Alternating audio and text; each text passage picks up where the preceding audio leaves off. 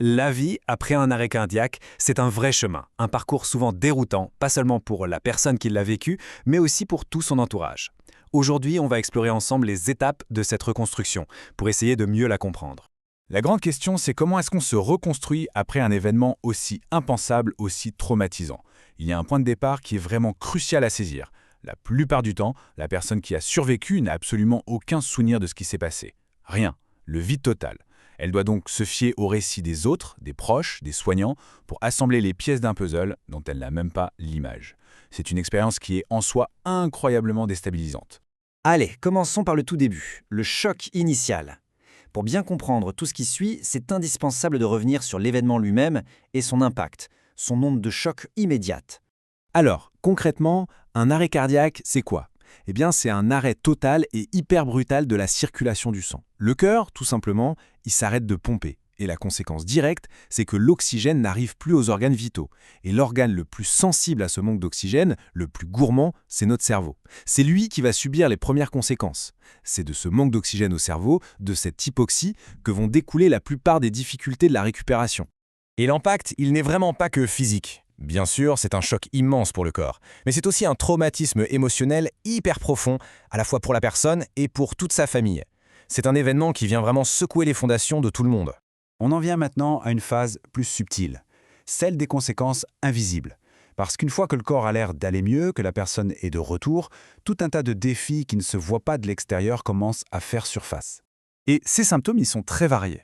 On parle par exemple d'une fatigue, mais une fatigue intense, vraiment écrasante, qui n'a rien, mais alors rien à voir avec la fatigue qu'on peut connaître après une grosse journée. Il peut y avoir aussi une lenteur générale, dans les gestes, mais aussi dans la pensée. À ça peuvent s'ajouter des difficultés de concentration, des problèmes de mémoire, surtout pour les choses récentes, et même parfois des changements de caractère, comme une irritabilité qui n'était pas là avant, ou au contraire une sorte de passivité. Le plus important à comprendre, c'est que tout ça, ce n'est pas une question de volonté, mais c'est bien la conséquence directe, neurologique, de ce qui s'est passé. Et c'est exactement ça qu'on appelle le handicap invisible. Toutes ces difficultés, elles sont bien réelles, elles pèsent très lourd au quotidien. Mais comme elles ne se voient pas, l'entourage peut avoir du mal à comprendre, et ça peut créer un énorme sentiment de solitude et d'incompréhension. C'est pour ça qu'il est absolument essentiel de ne pas les minimiser et d'en parler aux professionnels de santé. Bon, on a parlé du corps et du cerveau. Parlons maintenant du versant émotionnel. Parce que le parcours psychologique qui suit un tel choc est souvent complexe. C'est de vraies montagnes russes. Il y a ces questions qui tournent en boucle dans la tête. Pourquoi moi? Pourquoi ça m'est arrivé? Et surtout, cette peur viscérale que ça se reproduise. Ce sont des angoisses qui peuvent devenir omniprésentes, qui s'immiscent dans le quotidien. Et c'est une réaction tout à fait normale. Et ça, il faut vraiment le marteler. Ces réactions ne sont en aucun cas un signe de faiblesse, absolument pas. C'est juste la réponse normale d'un être humain à un événement qui, lui, est extraordinairement traumatisant. Le spectre des émotions est donc très très large. Ça peut aller d'une anxiété quasi permanente, ce sentiment d'être tout le temps sur le qui-vive, à fleur de peau, à une sensation de vide, d'indifférence, comme si on était spectateur de sa propre vie. Et il faut aussi être très vigilant, parce qu'une dépression peut s'installer parfois des mois plus tard. Dans tous les cas, la clé, c'est d'en parler, que ce soit aux proches ou à un professionnel. Alors, face à tout ça, on fait quoi? On subit? Pas du tout. On entre maintenant dans la phase active de la reconstruction. Il faut savoir que le cerveau a une capacité de récupération incroyable, c'est ce qu'on appelle la plasticité cérébrale. Et la rééducation, elle est justement là pour guider, pour optimiser ce processus naturel. Bien sûr, le temps va jouer un rôle, surtout les premiers mois.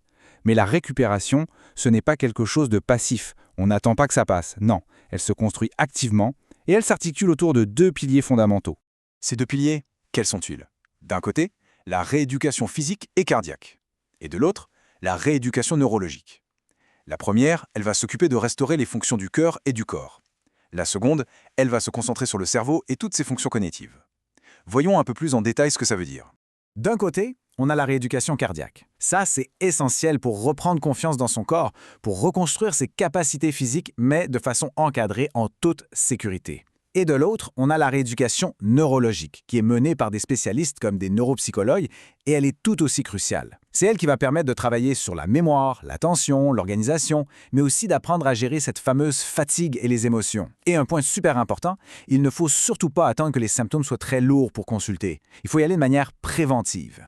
Ok, ça, c'est le cadre médical. Mais comment est-ce que tout ça se traduit dans la vie de tous les jours?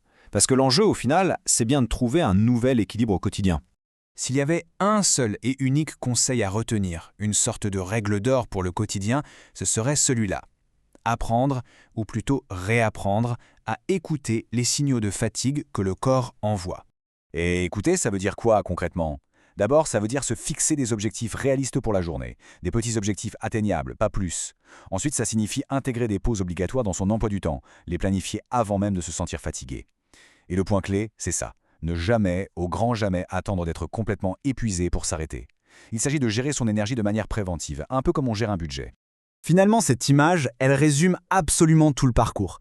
La récupération, c'est un marathon. Ce n'est vraiment pas un sprint. C'est un chemin qui demande de la patience, énormément de bienveillance envers soi-même et qui demande d'accepter de progresser à son propre rythme. Une étape après l'autre, un jour après l'autre. Alors, quelle est la prochaine étape sur ce chemin? La vérité, c'est qu'il n'y a pas une seule réponse. La réponse est unique à chaque personne, à chaque histoire. Mais, bien souvent, elle commence par la même démarche. D'abord, comprendre ce qui se passe dans son corps et dans sa tête. Ensuite, accepter cette nouvelle réalité, sans jugement. Et enfin, poser des actions, même toutes petites, pour avancer. Un pas après l'autre.